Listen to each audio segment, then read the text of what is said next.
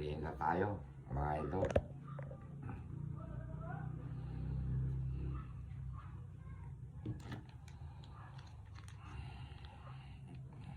Ito ngayon hapunan ko.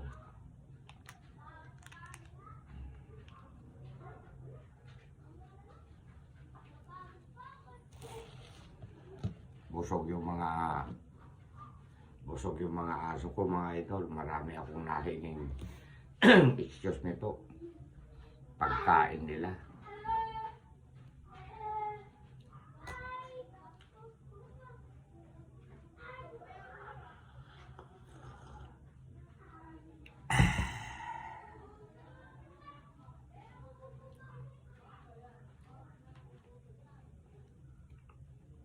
Nakaiglip ako. Kagigising ko lang. Nagbasa ako ng comment ninyo, mga idol, sa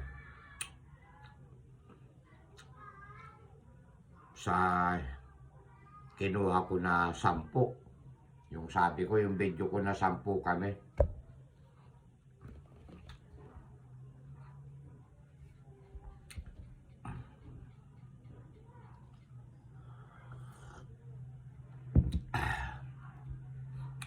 Ang daming mga letter B.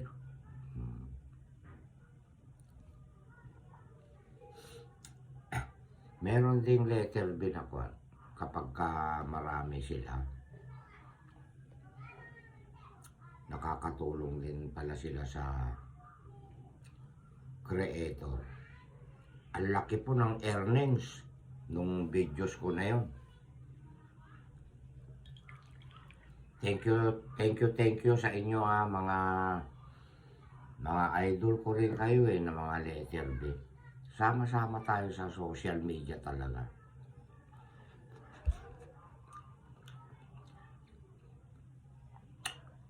Kasi ang lahat ng mga ginagawa kong videos, pinag-aaralan ko po yan. Kaya kong magpalitaw ng maraming letter B. Kaya ko naman yung paisa-isa lang, dalawa, ganyan. Kapag ka marunong kang magpalabas ng maraming letter B, isa ka na matalino. Totoo yan. O, di ba? Naisip ko yun na content ko. Nagagawin ko akong content. Hihingi ako ng 10 piraso. Aba, nagkatotoo po na naglabasan kayo. At least, hindi po ako nagagalit sa inyo. Dahil yung pinakita ko na kunwari hindi magandang asal, hindi nyo po nagustuhan. Pero content lang po yun. Ganun po si Direk.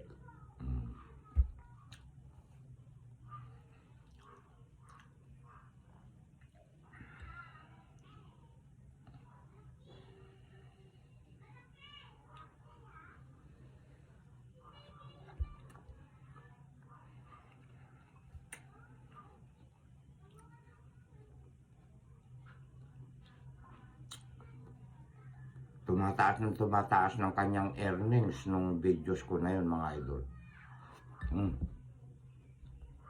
Kape po tayo.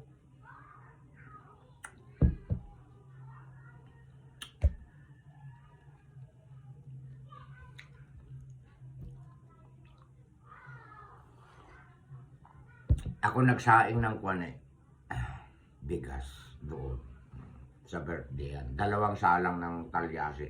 Para bang kasi maraming nakakakilala na marunong tayo magsaing.